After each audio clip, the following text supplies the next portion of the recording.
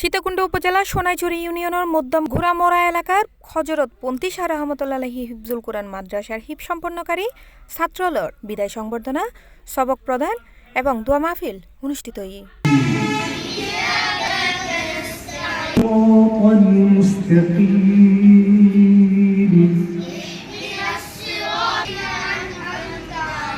হযরত পন্থী শাহ রহমতুল্লাহি কমপ্লেক্সের আয়োজনে 25 ডিসেম্বর বিশিতবার ফজরত কমপ্লেক্স প্রাঙ্গণত উক্ত বিদায় সংবর্ধনা ও সবক প্রদান অনুষ্ঠান অনুষ্ঠিত হয়।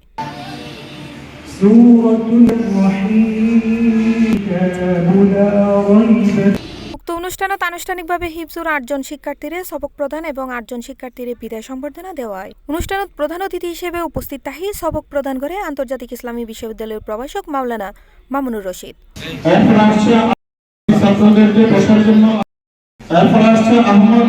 হযরত পন্থী শাহ রহমতুল্লাহি কমপ্লেক্সের পরিচালক মুসলিম উদ্দিন খালেদের সভাপতিত্বে এবং মাদ্রাসার প্রধান শিক্ষক মশিউর রহমানের পরিচালনায় অনুষ্ঠানত বিশেষ অতিথি হিসেবে উপস্থিত আছেন বিশিষ্ট গবেষক মুফতি মোহাম্মদ নুরুন নবী, নুরুল ইসলাম, শিক্ষক এমদাদুল হক সহ উপস্থিত আছেন মাদ্রাসার শিক্ষক ও অভিভাবক বৃন্দল।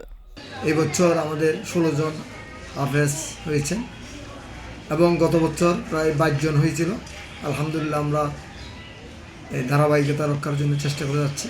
আল্লাহ যেন তাদেরকে হাফিজ হিসেবে কবুল করেন এবং যারা আমাদেরকে সহযোগিতা করেছেন, যাদের সহযোগিতার মাধ্যমে আমরা এই মাদ্রাসা পরিচালনা করি, তাদের জন্য দোয়া করি। তো অনুষ্ঠানত মাদ্রাসার কৃতি শিক্ষার্থী অলর মধ্যে পুরস্কার বিতরণ করা হয়।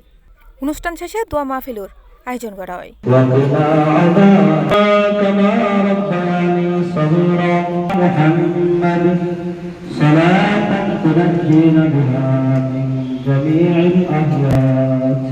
C plus TV, Chittagong.